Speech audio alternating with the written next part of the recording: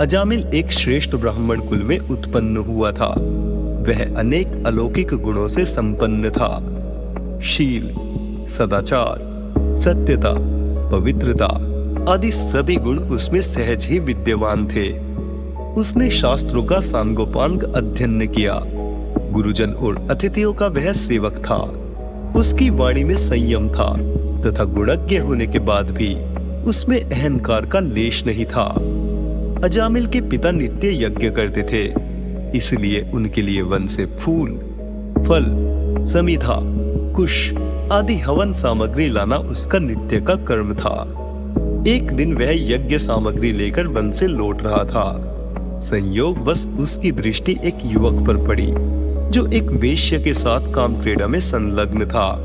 उन दोनों के परस्पर आमोद प्रमोद को देखकर अजामिल ने अपने मन को बहुत रोकना चाहा, परंतु उस पर कुसंग अपना प्रभाव डाल चुका था।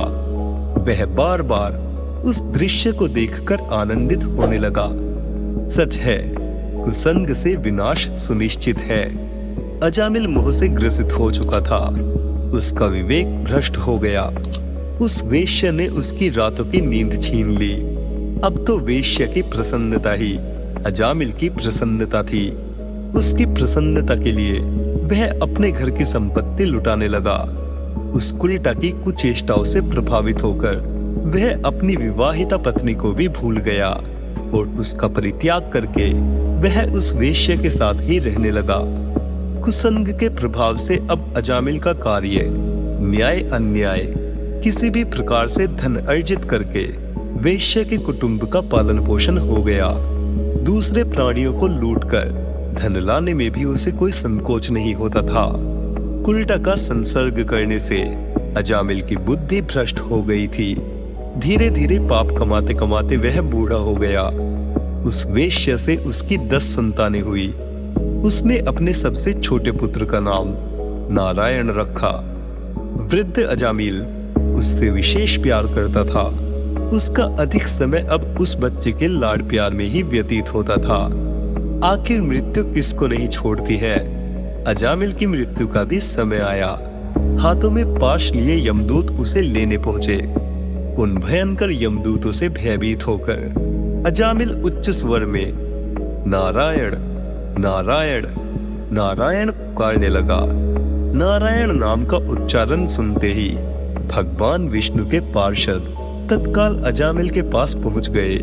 उन्होंने बलपूर्वक अजामिल को यमदूतों के पाश से मुक्त करा दिया। यमदूतों के कारण पूछने पर विष्णु के पार्षदों ने उत्तर दिया, जिस समय इसने नारायण इन 4 अक्षरों का उच्चारण किया, उसी से इसके समस्त पापों का प्रायश्चित हो गया। यमदूतों, जैसे जान या अनजान में ईंधन से अग्नि का स्पर्श हो जाए तो वह भस्म हो ही जाता है, वैसे ही जानबूझकर या अनजाने में भगवान के नामों का संकीर्तन करने से मनुष्य के सारे पाप भस्म हो जाते हैं। भगवान नाम भगवत कृपा प्राप्ति का अमोघ साधन है।